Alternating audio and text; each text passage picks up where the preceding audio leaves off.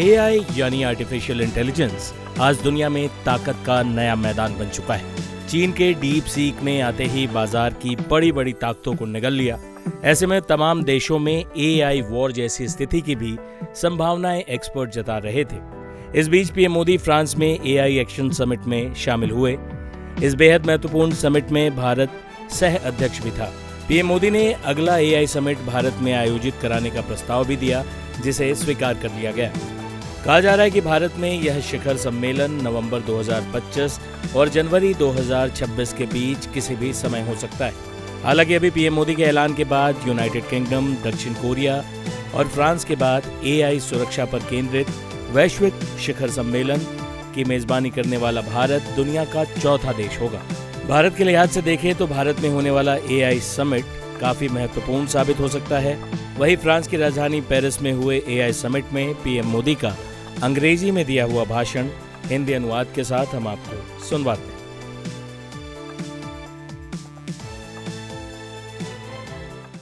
Friends,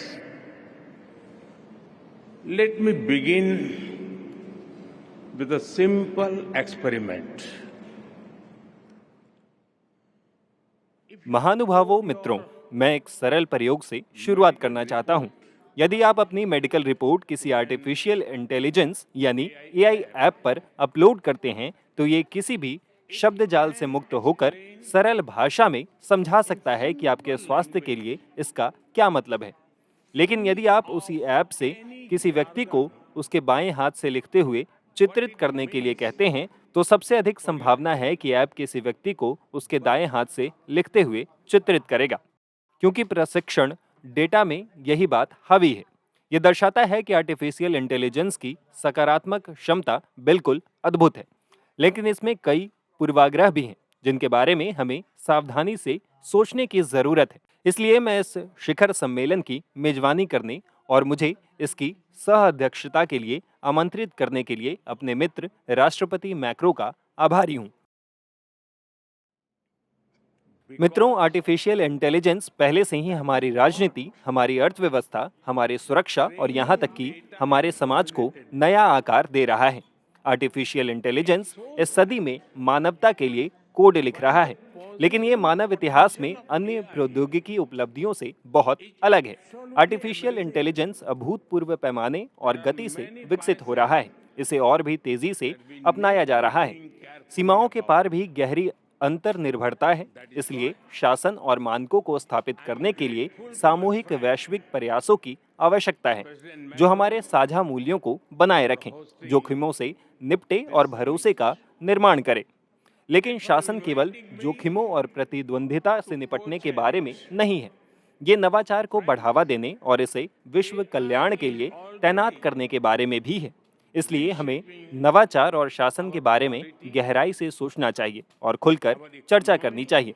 शासन का मतलब सभी के लिए पहुंच सुनिश्चित करना भी है, विशेष रूप से ग्लोबल साउथ में। ये वो जगह है जहां क्षमताओं की सबसे अधिक कमी है, चाहे वो कंप्यूटिंग शक्ति हो, प्रतिभा हो, डेटा हो या वित्तीय संसाधन हो। मित्रों, आर्टिफिशियल इंटेलिजेंस स्वास्थ्य, शिक्षा, कृषि और ऐसी बहुत सी चीजों में सुधार करके लाखों लोगों के जीवन को बेहतर करने में मदद कर सकता है। ये एक ऐसी दुनिया बनाने में मदद कर सकता है जिसमें सतत विकास लक्ष्यों को तेजी और आसानी से हासिल किया जा सकता है। ऐसा करने के लिए हमें संसाधनों और प्रतिभाओं को एक साथ लाना होगा। हमें ओपन सोर्स प्रणाली विकसित करने होंगे ताकि विश्वास और पारदर्शिता बढ़ सके। हमें पूर्वाग्रहों से मुक्त गुणवत्ता वाले डेटा सेट बनाने होंगे।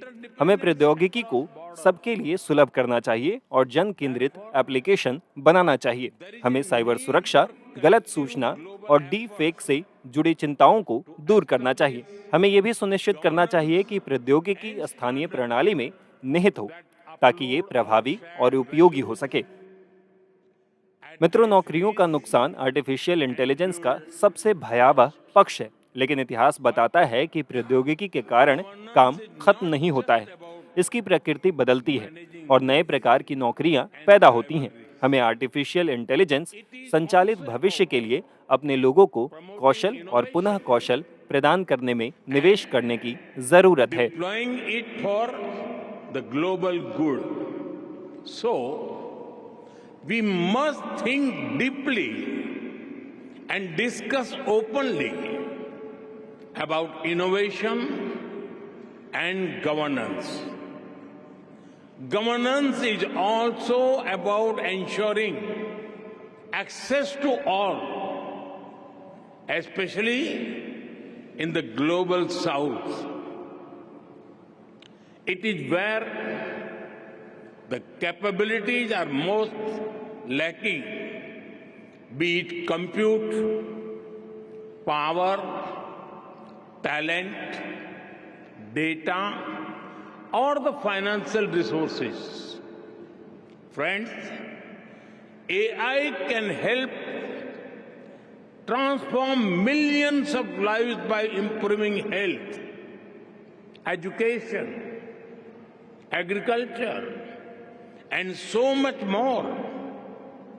It can help create a world in which the journey to sustainable development goals becomes easier and faster.